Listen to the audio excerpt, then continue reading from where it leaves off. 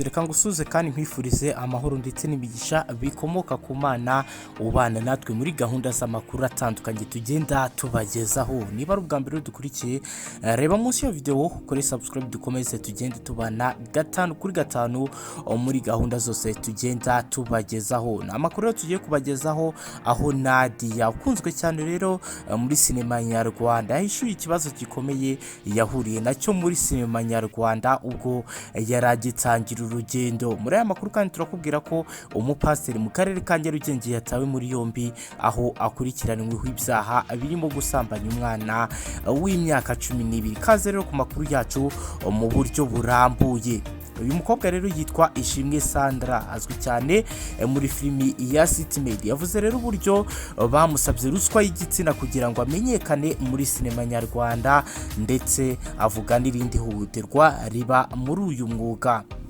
Numwe rero mu bakinnyi b'igitsina gore bakunzwe cyane ndetse abantu benshi bakunda kwirahira bitewe n'ubuhanga bwe n'impano itangaje mu gukina filimi. Nadia rero isha mwiza nk'amazina akoresha ku rukuta rwe rwa Instagram. Abantu benshi rero bamuzi mu mafilimi atandukanye, by'umwihariko filimi yamenyekanyemo ni yitwa Maid, aho abari umuvandimwe wa Nick, ariko uburyo akina buri gace baba bamuhaye ni ibintu rero byishimirwa n'abantu batandukanye, ndetse bakavuga ko ari umuhanga mu bijyanye no gukina filimi. Mu kiganiro rero uyu mukobwa yagiranye n'umunyamakuru Imana yamubajije ku buzima bwe bwa buri munsi n'ubuzima bwa sinema nyarwanda ahoramo buri munsi, dore ko kuri ubu ngubu abikora nk'akazi, ndetse avuga ko ari ibintu asigaye akora buri munsi. Muri iki kiganiro kandi rero umunyamakuru hari aho yamubajije ku rugendo rwe rwa sinema niba nta bizazane yahuriyemo nabyo, cyane ko igitsina gore gikunda kugorwa mu gihe binjiye mu myidagaduro. Yagize ati, urumva iyo uje muri sinema abantu benshi usangamo baba bagukuriye, abagukuriye rero kuri seti aba ari igitsina gabo. Rero iyo ujemo, ariko njye byambayeho kera tugikina amafilimi, njye rero nari umwana, rero umutipe arambwira ngo nimuha amahirwe azangira umusitari. Ubwo rero amahirwe ntabwo numvaga neza, nagize ngo wenda ni ugukundana.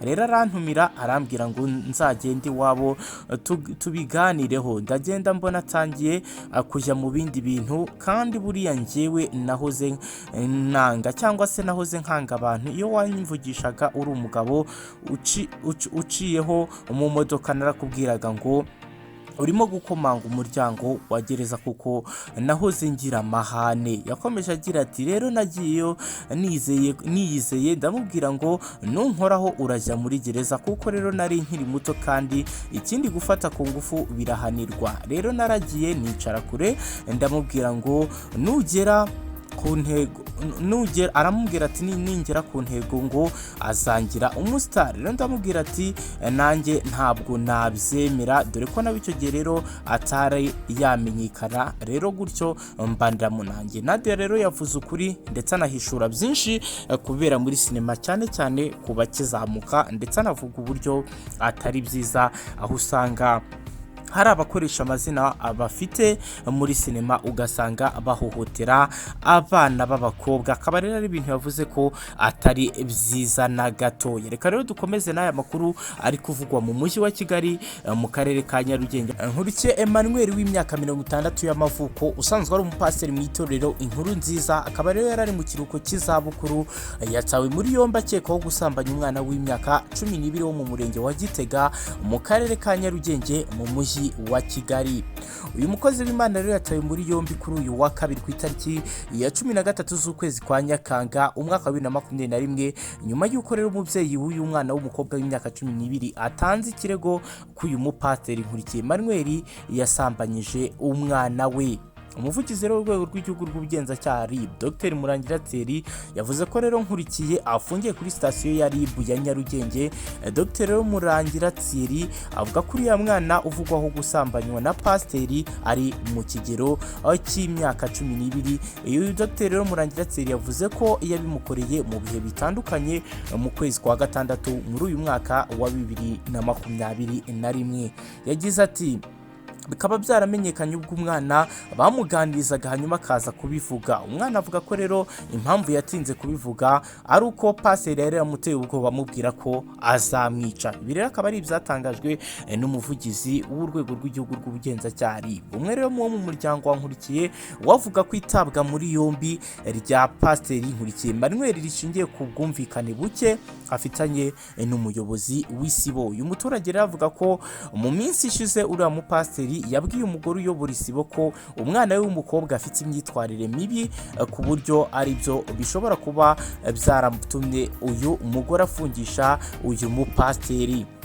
Uyu muturage yagize ati uwo mugore rero ntiyakiriye neza ibyo pasiteri amubwiye, ahubwo yahise atangira kumwijundika. Dr rero Murangiratira avuga ko ibitangazwa n'abari bo mu muryango wa pasiteri bitahabwa agaciro kuko hari gukorwa iperereza kugira hamenyekane niba koko ari ukuri cyangwa se ari ibinyoma, ndetse niba mu by'ukuri ibyo uyu mupasiteri yakoze ari byo cyangwa se ari ukumubeshyera. Ati umwana yajyanwe kuri Isange, kugeza ubu rero nta kintu wakwemeza, niyo mpamvu rero iperereza riba ririho kugira ngo hamenyekane niba koko ukekwaho icyaha yaragikoze cyangwa arengana. Reka tureberere icyo amategeko ahana ndetse igitabo giteganya ibyaha n'ibihano mu Rwanda icyo kivuga ku muntu ukorera ihohoterwa umwana utarageza imyaka y'ubu. Rero turebye mu gitabo cy'amategeko ahana mu ngingo y'133